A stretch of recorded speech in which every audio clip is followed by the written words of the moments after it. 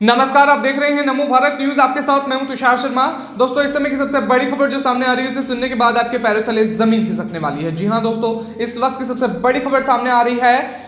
विदाई से पहले डोनाल्ड ट्रंप ने चीन को एक और झटका दे दिया है। सबसे बड़ी खबर है इस वक्त की। आपको बता दूं कि अमेरिका के वाणिज्य मंत्रालय ने चीन की सेमीकंडक्टर मैन्युफैक्चरिंग इंटरनेशनल कॉर्पोरेशन यानी कि SMIC सहित 59 वैज्ञानिक एवं औद्योगिक उत्पादन इकाइयों पर पाबंदी लगाने की घोषणा कर दी है।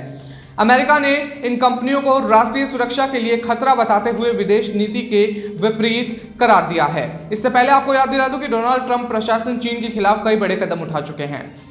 बेशक ट्रंप अब सत्ता में नहीं है, सत्ता से बाहर जा रहे हैं, लेकिन अमेरिका की राष्ट्रवादी पार्टी होने के कारण जाते जाते भी अमेरिका और भारत के साथ संबंधों के चलते कुछ ऐसा फैसला लेकर जा रहे हैं जिसके मद्देनजर रखते हुए दुनिया में बैलेंस बना रहेगा।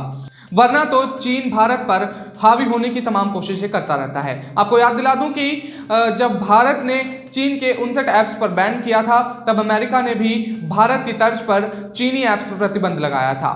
अब एक बार ऐसा फिर होने जा रहा है जिसका जबरदस्त फायदा भारत को मिलने जा रहा है। कैसे मिलेगा ये आपको बताऊंगा, मगर दोस्तों उससे पहले मेरा आपसे एक सवाल है कि जैसा आप देख रहे हैं कि अमेरिका में उन तमाम चीनी ऐप्स या कंपनी पर बैन या प्रतिबंध लगाया जा रहा है, जिसके मद्देनजर रखते हुए आपके जहन में क्या विचार आते हैं, ये आप हमें नीचे दिए गए कमेंट बॉक्स में लिखकर जरूर बता दें। और साथ ही आपसे मेरी गुजारिश ये भी है कि आप इस वीडियो के अंततः जरूर बने रहिए, क्योंकि इस वीडियो में आपको बताएंगे कि क्यों उन कंपनियों पर बैन लगाया जा रहा है, क्या उसके पीछे के कारण रहे होंगे, और इसमें हम आपको बताएंगे कि भारत में जो उन तमाम चीनी ऐप्स पर बैन लगा था उसके मद्देनजर रखते हुए इस वीडियो में हम आपको जिक्र करने वाले हैं। और साथ ही आपसे मेरी गुजारिश ये भी है कि आप इस वीडियो को ज्यादा से ज्यादा लाइक और शेयर कर दें ताकि ये सूचना ज्यादा से ज्यादा लोगों तक पहुंचे। तो बिना समय को गवाए हम शुरुआत कर रहे हैं। पहले आपको मैं उस खबर से रुख करा दूं जो कुछ समय पहले की है। जी हाँ दोस्तों, हम बात कर रहे हैं कि पिछले कुछ महीनों से भारत और चीन के बीच तनाव लगातार बढ़ता नजर आ रहा था। स्थिति इतनी गंभीर हो चुकी थी कि एक बार दोनों देशों के बीच खूनी संघर्ष हो चुका था, जिसमें भारत के 20 जवान शहीद हो चुके थे। दोनों देशों में तनाव इस स्तर पर जा चुका था कि भारत ने चीन के 59 ऐप्स पर बैन लगा दिया था। वहीं चीनी निवेश पर अतिरिक्त नियंत्रण भी लगाया हुआ था। इसी बीच भारत सरकार ने एक और सख्त फैसला ले लिया था। जी हां, आपको मैं याद दिला दूं कि जिसके तहत केंद्र सरकार ने सरकारी खरीद में चीनी कंपनियों को बोली में शामिल होने पर रोक लगा दी थी। सबसे बड़ी खबर थी उस समय की ये। तो मेरा काम था आपको जल्दी से इससे रुक करा दूं। तो आगे मैं आपको बता दूं कि यानी इसके मद्देनजर रखते हुए सरकारी खरीद में डील तो दूर की बात है, चीनी कंपनियां बोली तक भी नहीं लगा सकती थी उसमें।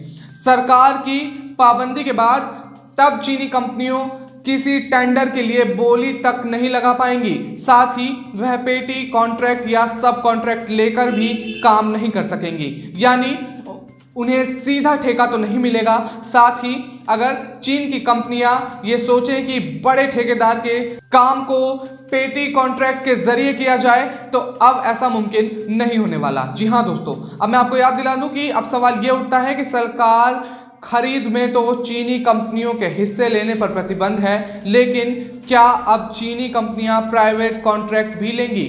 सबसे बड़ा सवाल उस समय उठा था ये। तो इसका जवाब मैं आपको दे दूं, वैसे तो प्राइवेट ठेके पर कोई प्रतिबंध नहीं था, लेकिन ये माना जा रहा था कि प्राइवेट कंपनियां भी चीनी कंपनियों से दूरी बना लेंगी। अगर प्राइवेट कंपनियां ये सोचें कि वह चीनी कंपनियों के साथ अच्छे रिश्ते बनाकर बिजनेस कर सकती हैं, तो इससे कंपनी को नुकसान हो सकता है। इसकी दो वजह निकल कर आ रही थी। आपको मैं याद दिला दूं कि एक वजह तो ये रही थी कि सरकार का पूरा साथ नहीं मिलेगा, वो बहुत मुश्किल था उस समय, और दूसरा ये था कि जनता में चीन को लेकर बहुत गुस्सा भरा हुआ था। इसका हर्जाना भी कंपनियों को भुगतना पड़ सकता था।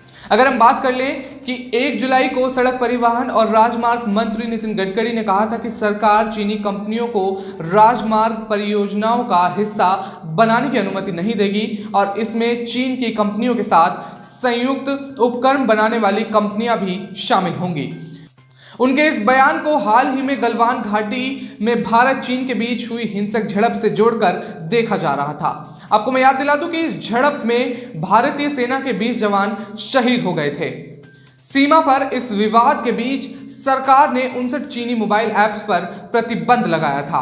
गडकरी ने कहा था कि सरकार यह सुनिश्चित करेगी कि चीनी निवेश सूक्ष्म, लघु और मध्यम औद्योगिक जैसे विभिन्न क्षेत्रों में निवेश ना कर सकें। जी हाँ दोस्तों, आपने बिल्कुल सही सुना। तो ये तमाम बातें उस समय सामने आ रही थी। अब मैं आपको एक बात और याद दिला दूं कि गडकरी के पास MSME मंत्रालय की भी भागीदारी थी।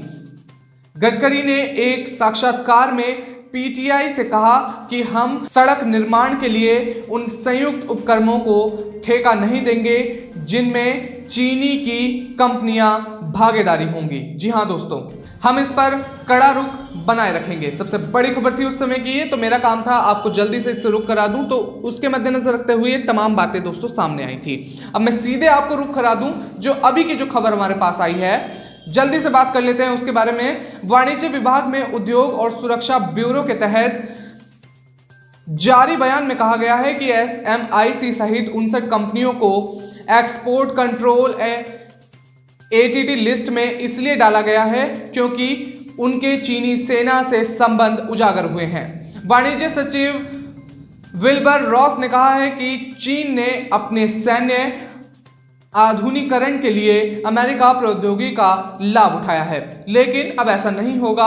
हम हर उस कंपनी पर कार्रवाई करेंगे जो किसी भी तरह से चीनी सेना से जुड़ी हुई है। उन्होंने कहा है कि यह सुनिश्चित करने के लिए SMIC अमेरिका टेक्नोलॉजी से चीन की पीपल लिबरेशन आर्मी यानी कि PLA को मजबूत ना करें, उसे इस लिस्ट में डालना जरूरी था। इस घोषणा के बाद विदेश मंत्री माइक पॉम्पियो ने कहा कि दक्षिणी चीन सागर में चीन की दादागिरी खत्म करने के लिए कुछ कदम उठाए जाने बहुत ही ज्यादा जरूरी हैं। उन्होंने बताया कि वाणिज्य विभाग चीन के शिप बिल्डिंग कॉरपोरेशन से संबंधित 25 शिप बिल्डिंग रिसर्च स्थानों को भी एंटिटी लिस्ट में डालने वाला है। इसके अलावा ऐसे 6 अन्य संस्थाओं पर भी कार्रवाई की जाएगी जो पीपल्स लिबरेशन आर्मी को अनुसंधान, विकास और विनिर्माण सहायता प्रदान करते हैं। आपको मैं बता दूं कि पीपीओ ने बताया है कि मानवाधिकार के उल्लंघन को लेकर भी चीन की 4 कंपनियों के खिलाफ प्रतिबंध लगाया जाएगा।